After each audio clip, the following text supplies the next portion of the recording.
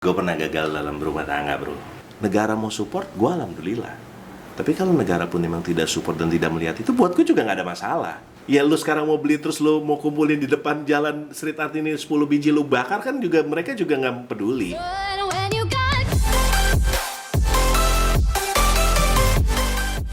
Halo teman-teman, ketemu lagi dengan gue Rindra dari Street Art Custom. Dan sekarang gue lagi kedatangan teman gue nih, teman lama gue. Siapa lagi kalau bukan Doni Studio Motor. Tepuk tangan dong. Apa kabar Om Don? Alhamdulillah baik. Baik ya. Antar kota, antar provinsi. Jauh-jauh nih dari Tangsel ya. Wih, Banten, Jakarta Selatan, Jawa Barat. Yoi, ini 3 provinsi ya. Tiga, bro. Provinsi. Asli. Tapi thank you banget udah datang ke tempat ya ala-ala gue ini. Kita Sama-sama. ngobrolin tentang dunia motor lah, dunia motor dan sekliwekannya. Yoi. But anyway, gimana kondisi sekarang? Ya kondisi baik-baik aja sih ya bro. Pandemi tapi tetap lah. Kita nggak bisa pungkirin pandemi ada perubahannya. Riak-riak kecil. Sedikit ada gejolak-gejolak kecil tapi dijalanin aja. Bisnis juga gitu. Bisnis ya sama lah. Semua finally kan semua juga pasti ngerasain imbas ya dari pandemi kan. Aha. Tinggal gimana sebenarnya kita struggling dengan keadaan kan. Terus kalau riak-riak pasti ada lah bro. Tapi ya dinikmatin aja lah, disyukurin aja. Yang penting sehat nomor satu. Oke. Nah, seperti gue ini banget. Gak apa-apa, tapi gini, sebelum kita mulai ngobrol-ngobrol mau ngobrol-ngobrol kita nih, gue pengen sedikit pengakuan confess gitu ya, bahwa sebenarnya tuh gue dari dulu waktu awal-awal buka bengkel, gue tuh ngefans loh sama Studio Motor. Serius, serius teman-teman biar tahu. Jangan ngefans sama gue bro. Enggak, Studio Motor gue gak ngefans sama lo. Iya. Tapi benar, gue ngefans sama Studio Motor. Kenapa? Satu, bukan cuma sekedar karya-karyanya aja, tapi pada waktu gue bangun-bangun bengkel itu memang belum banyak kan, kayak sekarang ya. Kita lagi ngomong sekarang, kondisi sekarang dengan waktu gue bangun itu 2013. Jadi gue selalu kalau bikin motor tuh nyontek sebenarnya. Dari Studio Motor, referensi itu Studio Motor. Kalau dari luar ada Daus lah ya, gitu. Tapi kalau dari Indonesia salah satu adalah Studio Motor. Dan gue pernah waktu itu bangga banget. Waktu ada motor garapan lo, terus udah berapa tahun diselesain sama lo, terus dia ke gua terus minta roba-roba, terus bikin ya minor-minor lah gitu. Dan itu gue bangga banget dan gue banggain ke teman-teman, motor Studio Motor sekarang di gua loh, gitu. Dan itu kejadian. Tapi sekarang Studio Motor kemana pertanyaannya? Studio Motor masih ada bro. Tapi udah nggak terlalu. Kenapa sih lu nggak kayak dulu Enggak lah. nggak dulu kan lu kayaknya menyerang, ofensif gitu. Sekarang kayaknya lemes Faktor gitu. usia bro, udah mulai cepet lelah ya kan. Jam 9 udah mulai ngantuk. Enggak lah. Sebenarnya kalau bicara ini kan balik lagi sekarang dunia digital media sosial kan makin menggila kan. Ya so far gue ya tetap seperti kayak dulu bro ya. Maksudnya Instagram tetap gue jalanin. Setiap hari pasti ada postingan, setiap bulan selalu ada karya yang muncul. Tapi kan balik lagi sekarang kan kayak teman-teman kayak lu nih ya kan, wah, udah jadi rajanya media sosial Ya gitu enggak kan. juga lah. Terus dan beberapa teman-teman kita yang lain. Ya pasti ada. Ya, gua nggak bilang itu sebagai saingan atau apapun ya. Tapi kan masing-masing kan setiap orang kan punya caranya sendiri-sendiri. Okay. Kalau gue sekarang ya berusaha untuk nikmatin aja lah bro. Nikmatin dalam artian gini. Gue berusaha untuk ngejalanin sesuatu ya udah kayak gini aja udah. Dan prinsipnya ya ada gue nikmatin, ya nggak ada gue prihatin. Yang nggak ada ya gue prihatin dulu gitu kan. Terus kalau lo tanya soal Studio Motor ya sampai sekarang ya alhamdulillah lah ya. Kalau bicara eksis ya kita masih tetap berusaha untuk eksis. Bukan berusaha untuk eksis sebenarnya. Tetap eksis lah. Cuman kan ya itu tadi. Sekarang orang kan terutama di media sosial orang punya banyak pilihan. Orang bisa ngefans dengan siapapun itu pada saat di media sosial, mau itu artis, mau itu pejabat publik atau bahkan builder sekalipun. Jadi ya pilihan orang akhirnya banyak. Sama mamanya kayak lu di street art, lu pasti punya follower-follower yang memang setiap hari akan mantengin kan postingan lu. Begitu juga sama lah Studio Motor. Oke, tapi gue potong dulu sebentar. Tadi lu bilang kalau lu lagi nikmatin gitu. Berarti lu udah tahap di mana lu udah mencapai itu semua achievement lo gitu. Atau gimana sebenarnya Om? Achievementnya dalam sudut pandang apa nih? Ya makanya, lu kan tadi bilangnya, gue udah menikmati aja sekarang. Enggak bro. Gue belajar maksudnya gini. Gue berusaha untuk sekarang untuk tidak terlalu ngoyo. Sejujurnya. Oke. Balik lagi, kalau bicara sudah nikmatin untuk ukuran orang seperti gue sudah pernah ngalamin momen itu. Terus ya. Momen apa nih? Bisa dijelasin nih? Ya gejolak hidup semua segala macam kan udah pernah. Gue udah pernah ngerasain yang benar-benar untuk ukuran gue ya. Terus gue punya uang banyak, bukannya sombong nih, tapi gue jumawa bro. Terus tiba-tiba gue juga pernah ngerasain momen yang nggak punya uang gitu kan. Oh ya, masa seorang Doni Studio Motor Ya, dengan bengkel lu sebesar itu dulu yang gue pernah datang gitu? ya, that's life bro. Gitu Seriously? kan. Dalam artian gini, orang kan nggak pernah tahu isi dalam orang. Kadang-kadang benar yang orang bilang tuh kan sawang sinawang ya. Apa tuh? Sawang sinawang tuh orang kadang-kadang itu rumput tetangga kan kayak lebih hijau, lo ngeliat sesuatu kelihatannya wah glamor banget, tapi kan lo nggak pernah tahu isi dalamnya seperti apa. Nah sekarang gue udah berada pada fase yang bukan menikmati hidup karena sudah achieve ya bro, tapi gue berusaha untuk nggak ngoyo lah. Target ada, tujuan ada, bocoran aja. Kalau ini lancar 2021 lo bakalan ngeliat gebrakan gue. Ih serius. Tapi gue nggak mau buka dulu karena ini masih sangat konfidensial. Tapi balik lagi bro, perkara itu nanti akhirnya berhasil atau enggak, ya gue juga berupaya untuk nempatin diri gue. Ya sudah, kalau itu berhasil itu rezeki, kalau emang nggak berhasil ya itu bukan rezeki gue. Dan ternyata lebih nikmat bro. Tapi gue pengen tanya satu hal sebenarnya. Kegagalan yang paling parah menurut lu selama karir lu di studio motor lah ya, membangun studio motor itu pada saat apa menurut? Wah gimana ya? Gue pernah, ya mungkin di sini lah baru di ini buat seorang Ari Perkasa nih, anjir korekan nih. Gue pernah gagal dalam berumah tangga bro. Dan ya finally itu pun juga gue menyerahkan semuanya lah. Menyerahkan semua tuh apa maksudnya? Ya, lu kalau bicara tuh tiba-tiba orang pisah ada Gana Gono. Oh Gono gini. Oke. Itu memang sempat jadi momen yang titik berat. terendah lu ya. Tapi kan nggak mungkin terus lu juga terpuruk kan. Ya gue sekarang senang, gue punya pendamping hidup yang bisa nemenin gue juga. Ya orang pasti akan ngalamin fase lah, dimana terus lu tiba-tiba memang lu hidup lu enak, terus tiba-tiba hidup lu juga berubah. Ya kadang-kadang kan Tuhan ngasih ujian bukan lu terus tiba-tiba dibikin jadi nggak enak hidup lu. Kadang-kadang pada saat once hidup lu enak juga kan itu juga ujian kan. Itu adalah titik terendah lo dalam karir studio motor. Jangan lupa bro, gue 2008 Agustus, gue ingat tanggal 3 atau tanggal 6 Agustus ya 2008 tuh. Kenapa gue selamatan buka studio motor. Juni 2009 itu tanggal 30 gue kemalingan. Gue kok gitu. Ketawa ya orang lagi. Untungnya memang kebetulan gue anak pertama bro. Gue anak pertama, 3 bersaudara. Bokap gue dulu orang yang cukup keras lah. Jadi mental lu terasa di situ ya. Boleh dibilang gue sebenarnya nggak buka jalur tuh buat adik-adik gue gitu. Terutama adik gue yang nomor 2. Adik gue yang nomor 2 tuh selisihnya 3 tahun. Kalau yang nomor 3 selisihnya agak jauh.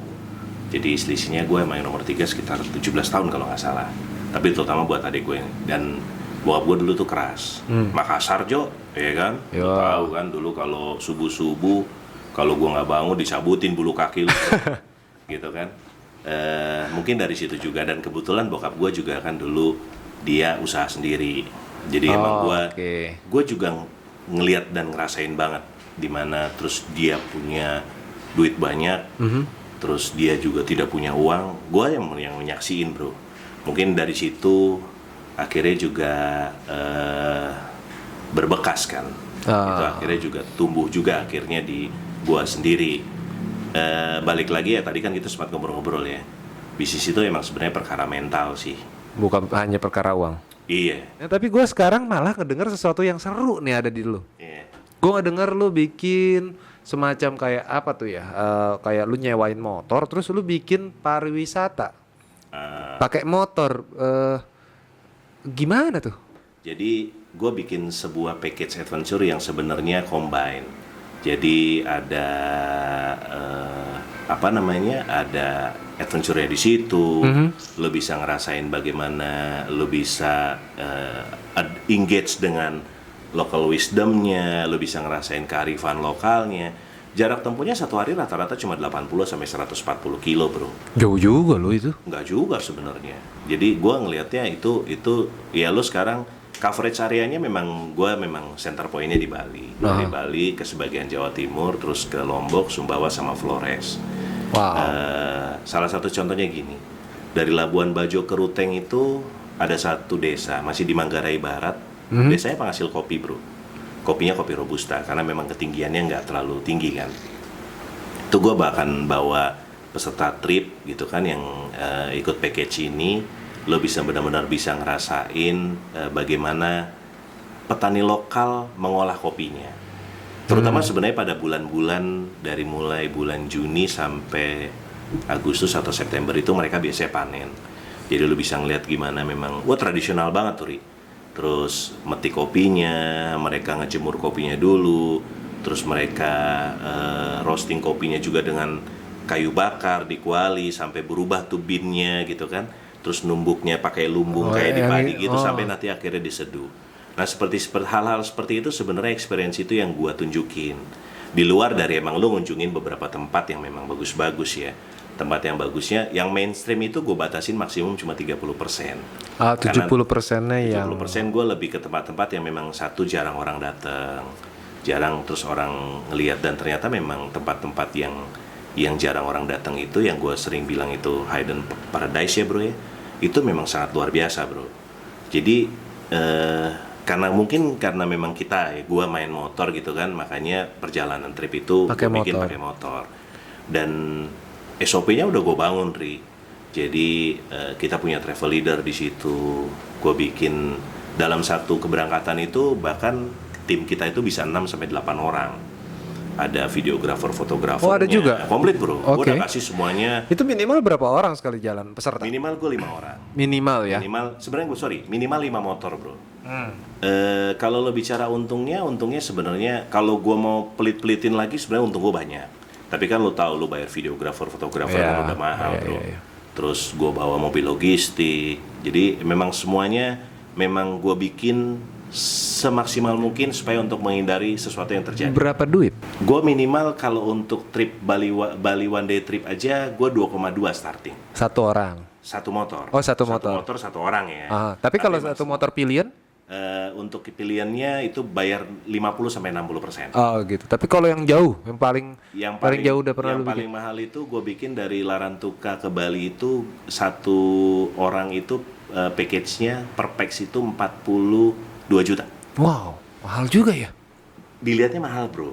Tapi kalau lu hitung, lu bagi lagi per hari. Berapa hari ya itu? Berapa hari? Gue 16 hari. Oh iya. 9 hari riding.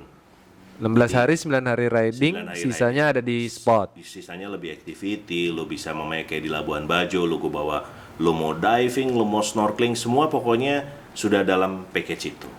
Jadi emang benar-benar gue bikin itu full board bro. Tujuan gue sebenarnya bukan untuk pasar lokal. Bukan berarti gue ngelihat pasar lokal itu tidak punya potensi untuk ngeluarin duit, enggak bro. Tapi Indonesia Retweets itu sesuai tagline-nya mengenal Indonesia dengan roda 2. Gue pengen sebenarnya orang luar ngejadiin negara kita tuh sebagai salah satu destinasi mereka kalau mereka mau touring. Lo tau lah dari barat sampai ke timur Indonesia luar biasa bro. Ini bisa menjadi salah satu custom culture kita loh sebenarnya. Tapi kan problemnya adalah custom culture di Indonesia atau ya kita ngomong custom culture kita scene-nya di situ. Gitu kan custom culture kita kan memang selalu yang ya udah lu kalau ngomongin custom ya udah event kontes-kontesan, terus seksi-seksi gitu-gitu, band. Nggak ada yang kayak gini. Ada yang mandi-mandi basah. Iya, kayak gitu-gitu. Ya itulah sebenarnya ini sebenarnya project yang jangka panjang, bro. Gue selalu percaya gitu kan bahwasanya pada saat once lo memulai sesuatu jalanin aja dulu. Ya, gue setuju itu. Nanti pada saat emang sesuatu itu sudah mulai kelihatan, lo tinggal nunggu momennya aja kan sebenarnya. Lo bisa tinggal besarin lagi. Jadi buat gue sekarang gue jalanin dulu. Dan ya alhamdulillah sih pintunya sudah mulai kebuka. Gue sudah mulai ketemu dengan beberapa pihak yang memang terafiliasi dengan Kemenparekraf. Oh, Dan ternyata mereka surprise bro. Masa Mereka sih? iya seriusan. Mereka tuh yang wah iya ya. Dia nggak tahu ada event lo. Akhirnya Bukan tahu. event, maksudnya ada kegiatan. Akhirnya tahu. Sebelumnya nggak tahu. Sebelumnya nggak tahu. Kemana aja mereka ya? Negara mau support, gue alhamdulillah. Tapi kalau negara pun memang tidak support dan tidak melihat itu, buat gue juga nggak ada masalah. Tapi memang kita punya plan untuk, yuk kita coba bawa yuk platform ini supaya negara tahu. Wisata bermotor bisa jadi salah satu terobosan di dunia pariwisata di Indonesia. Apa sih keuntungannya misalnya negara ikut campur gitu dalam urusan motor custom? Bukan motor custom aja ya? Industrinya, Industri kreatifnya. Apa yang membuat kita lebih baik? Selaku pelaku bisnis ya? Lo pasti pernah sering banget kan pada saat ada calon customer telepon, Mas Ari, saya mau bangun motor nih. Pasti lo pernah ngalamin ditanyain gini, Mas, motor ini sebenarnya aman gak sih kalau saya pakai? Aman dalam arti kata? Ya aman dari pas lu bawa di ini, lu nggak ditilang segala macam. Oke. Ya. Sering. Lu kalau bicara regulasi sebenarnya apa yang kita lakuin itu udah salah men. Lu merubah bentuk. Lu bikin motor A sumamanya, terus lu rubah, gitu kan? Sebenarnya kan harusnya secara regulasi SNK itu harus ada perubahan, bro. Itu kita harus setuju itu, bro. Itu benar-benar lu harus setuju itu. Lu ngebangun motor A sumamanya. Gua nggak mau nyebut nama karena podcast lu tidak disponsorin gitu kan dengan pabrikan. Lu ngebangun motor tipe A sumamanya. Iya. Basicnya motor itu sport dengan fairing. Ujuk-ujuk keluar dari street art berubah jadi scrambler nih. Rubah bentuk gak? Ngerubah bentuk, tapi Harusnya yang kalau sampai sini setuju gue ngerubah bentuk. harusnya di SNK itu harus ada perubahan, bro. Tapi yang ribet. Nah, itulah harusnya peran negara. Kalau memang negara ngelihat industri ini memang sudah jadi industri kreatif yang bisa menghidupi orang banyak, yang bisa jadi salah satu peluang buat orang juga untuk berwirausaha, ayo dipermudah. Caranya seperti apa? Harusnya memang kita sebagai orang-orang yang bergumul di dunia ini, kita memang punya wadah, bro. Sama seumpamanya ada namanya Ikatan Motor Indonesia. Wadah dong sebagai sebuah organisasi. Akhirnya di organisasi itu kan ada orang-orang yang berkompeten untuk duduk di bidangnya masing-masing yang ngurusin. Harusnya kan sebenarnya industri custom juga punya itu. Nggak ada emang sekarang? Nggak ada kan? Masa sih? Iya. Setahu gue nggak ada. Nggak tahu ya, mungkin kalau gue udah kelamaan di hutan kali ya, jadi gue nggak tahu ya. Tapi emang nggak ada, bro. Dan harusnya yang betul itu adalah di SNK lu harus ada perubahan, bro. Modifikasi. Karena lu sudah merubah bentuk. Tapi lucunya kan juga ATPM yang nyuruh kita rubah.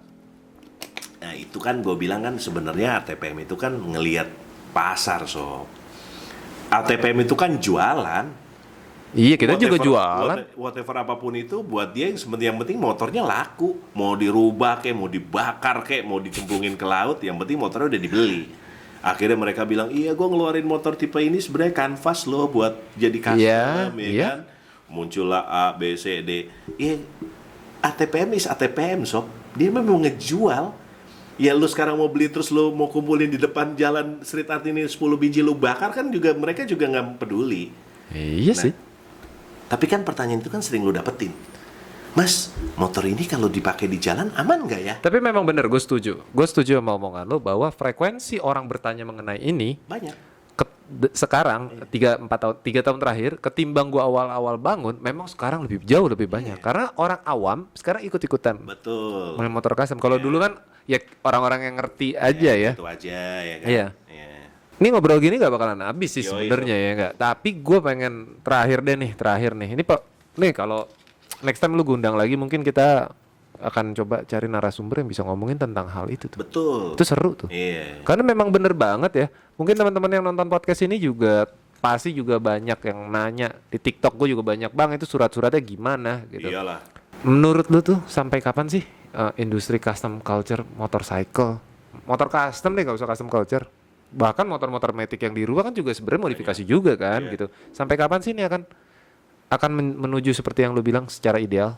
Apa masih panjang 10 tahun, 15 tahun, 20 tahun lagi? Eh Karena dari zaman Om Bingki bikin bengkel sampai sekarang juga nggak ada Ya itu tadi gue bilang, harus ada terobosan yang bisa ngebawa itu. Siapa?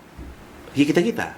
Maksudnya Kita-kita dalam pelaku-pelaku ini? Iya, kita-kita. Yuk, kita singkirin ego kita masing-masing. Lo bikin bisnis pasti akan ada persaingan, tapi persaingan bukan berarti terus tiba-tiba lo jadi gontok-gontokan, lo jadi sikut-sikutan. Lo Ya saingan aja. Iya, saingan aja. Lo singkirin itu. Bener, salah satu sahabat gua yang sudah sangat dekat dengan lingkar satu kekuasaan pernah bilang, semua itu harus ada wadahnya, bro. Wadahnya yang memang benar-benar sah secara hukum. Jadi wadah itu memang organisasinya organisasi itu terdaftar dan sah secara hukum. Oke. Ayo dibikin. Dia sampai bilang, Mas, kenapa nggak dibikin aja sebuah asosiasi atau wadah yang memang benar-benar ngebawahin seluruh pelaku industri kreatif, terutama otomotif. Kan bicara pelaku industri otomotif kan ada motor dan ada mobil, gitu kan. Untuk ini nggak bisa. Dia cerita, lo nggak bisa ketok pintu sendirian. Lo cuma bisa dibilang siapa lu. Lo memang harus ada wadahnya yang bisa menyalurkan aspirasi. Nah, ayo kita kan pemain baru lah ya, masih banyak lah sebenarnya yang lebih senior daripada kita. Harusnya mereka lah yang tergerak. Tapi kadang-kadang juga kita kan nggak bisa pungkirin, mereka mungkin sudah melakukan tapi memang kebentur terus, bro. Jadi akhirnya udahlah, bodo amat lah, capek. Iya. Udahlah, berjalan aja lah seperti ini. Kalau lu tanya industri custom potensial seperti apa, gue sih percaya ya. Jadi gede di tengah di luar dari pandemi ya sebenarnya. Finally di pas pandemi ini orang banyak nahan uang, orang banyak ketakutan untuk spend money terlalu besar untuk sebuah hobi kan. Karena ini kan sebenarnya kan untuk sebuah kehidupan ini udah nomor sekian lah. Kalau lu tanya potensinya masih sangat besar. Ya kita lihatlah pabrikan-pabrikan di luar sono aja mereka benar-benar ngeproduksi motor, ngeluarin motor yang sudah custom banget, Ri. Kayak gitu kan. Yang udah ngeliat tuh anjing udah keren banget gitu kan, udah custom. Harley segala macam. Iya, jangan mungkin kalau itu lebih builder kayak kita ya, tapi pabrikan kayak Kawasaki, Honda kerjasama kan? Iya, sama pihak ini. Iya, mereka kerjasama, gandeng builder sampai ngeluarin motor yang benar-benar versi builder itu. Iya, dan memang betul-betul motor itu finally diproduksi massal. Dan gue ngeliat sebenarnya, oke, itu bisa jadi acuan buat kita bahwa industri ini masih tetap bisa langsung berjalan nih terus nih. Kita masih punya harapan lah. Gitu. Berarti kita juga bisa naruh harapan dengan ATPM nih untuk menggandeng-gandeng itu. Balik lagi ATPM ya bro, gua ngeliatnya ATPM itu dagang. Iya juga sih. Ngapain juga dia mikirin kita ya? Harusnya memang mikirin sih. Harusnya memang kita yang memang bergerak untuk bikin. Cuman kan balik lagi, kadang-kadang ego kita terlalu tinggi sih ya. Maksudnya gua sampai sekarang masih nggak tahu apakah itu bisa terlaksana atau enggak. Kadang-kadang karena ego kita terlalu tinggi sih. Dunia custom kita tuh udah terlalu besar gontok-gontokannya gitu kan. Ya itu tadi gue bilang, di depan kelihatannya akur tapi di belakangnya tuh kayak sikat-sikatan lah, jelek. Itu sebenarnya yang salah sih sebenarnya, bro. Coba kalau dari awal kita memang berjalannya harmonis, dinamis, mungkin akan lebih mudah. Mungkin karena belum ada satu sentral tokoh kali ya di antara motor custom. Yeah. Dan tokoh-tokoh itu rata-rata yang udah senior-senior justru berperang, sama-sama berperang ego. Ya itu cilakanya. Oke. Lo mau gimana? Kita street art baru 7 tahun, mau jalan 8 tahun. Studio motor baru mau jalan 13 tahun. Nanti kalau kita yang mulai dibilang anak baru main motor aja ya kan. Iya. Lu anak yesterday ini afternoon gaya-gayaan lu gitu kan. Iya, emang bener sih, gue nggak memungkiri bahwa nggak perlu gue tutupin juga kalau dia di main motor tuh kadang-kadang kayak anak sekolahan gitu, senior junior. Iya, nanti lu seorang Ari Perkasa mau mulai nih. Terus tiba-tiba who knows lu ketemu sama orang-orang yang memang punya kompetensi di situ, yang memang bisa ngebawa lu untuk masuk ke untuk bisa ngedobrak regulasi itu. Ujung-ujungnya nanti lu dilihat, apaan nih Ari ini, siapa dia, itu yang susah sob sebenarnya. Jadi ya udahlah, kita yang gini-gini aja deh. Untuk sementara gini-gini aja dulu ya. Iya, gini-gini aja. Ya udah, daripada kita gini-gini aja, kita juga mau gini-gini aja. Ini aja obrolan-obrolan kita. Jadi biar kalian tahu, podcast gue ini memang tentang otomotif dan industri kreatif ya. Dan ngobrolannya itu sepanjang bisa curhat juga, bisa ngalor ngidul, bisa apapun. Tapi kali ini lumayan daging nih gue dapet nih obrolannya. Iya dong, sampai ke regulasi loh. Dagingnya daging basi so. Oke, itu aja obrolan gue kali ini dengan sahabat gue Doni Studio Motor. Thank you Sama-sama, Mas Ri. Bro udah Sukses ya, jauh-jauh Bro. datang ke sini. Lu juga Sukses. sukses. Amin. Itu aja obrolan kita. Dukung terus modifikasi di Indonesia. Jangan pernah buang sampah sembarangan. Jauhi narkoba serta pornografi. Dan jangan pernah duduk di telan congkok. Gue Rindra Perkasa. Bye-bye.